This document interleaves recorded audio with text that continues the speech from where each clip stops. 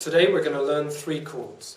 These three chords are the chords of E, A, and D. And let's get straight into it with the E chord, and we start by putting our finger 1, that's our index finger, onto string 3. Now if you're not sure which string is string 3, the highest sounding string is 1, then the next one is 2, then the next string is 3. So put finger 1, your index finger, on there. It should sound like that on its own. The next finger is finger 2, and that goes string 5, and that's one string next to the lowest sounding string. So string 5 sounds like this. The last finger that goes on is finger 3, and that goes on to string 4, which is in between strings 3 and 5. And that should sound like this. Okay, so for this chord, the chord of E, we play all 6 strings. So it should sound something like this. Okay, that's if all the strings are ringing. If you're starting to play guitar, you may get this kind of sound, where some of the notes don't quite work. But persevere with it and keep readjusting your finger position so that they don't touch any other string. And sooner or later you'll get the sound that sounds something like that. Okay, let's move on.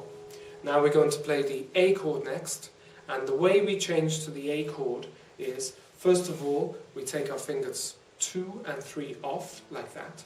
So we leave finger 1 on, because that stays on string 3. What we do is we move it from fret 1 to fret 2. Then we put finger 2 back onto string 4, so finger 2 sounds like this, and then finger 3 goes on string 2, and that should sound like this. Okay, I didn't play finger 1, but finger 1 should sound like this. Great. Now for this chord, we play 5 strings. We miss out string 6, the lowest sounding string, and we play 5 strings like this. Okay? If you have any problems making strings sound, just readjust the position where your fingers go on, and ideally the strings should be make an indentation in the tip of your finger. So your index, middle finger and third finger will have an indentation where the string is pressing on the tip of the finger. So let's just do that one more time. Finger 1 goes on to string 3, fret 2. Finger 2 goes on to string 4, fret 2. Finger 3 goes on to string 2, fret 2. And then together they sound like this. Great. So the next chord we're going to play, the third chord, is the chord of D.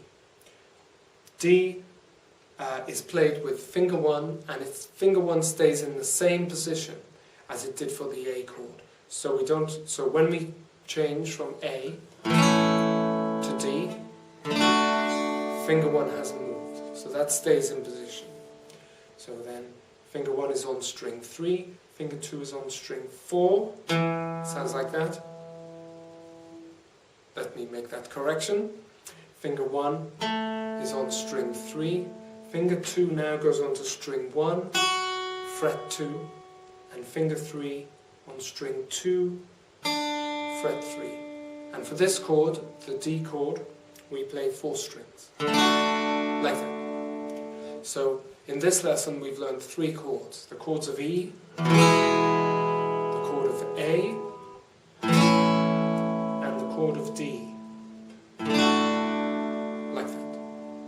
Okay? And in terms of improving the way you play it, there are 2 things you can do. Just play 1 strum on each chord, E, A, D, and try and make those changes as fast as you can. So when you start, it's going to be slow because you're going to put finger 1, because you're going to put fingers on 1 at a time. That's your E chord, and then the A chord, and then the D chord. what you're aiming for is this. Okay, that's the end of the first lesson. Good luck with that. I'll see you in the next lesson.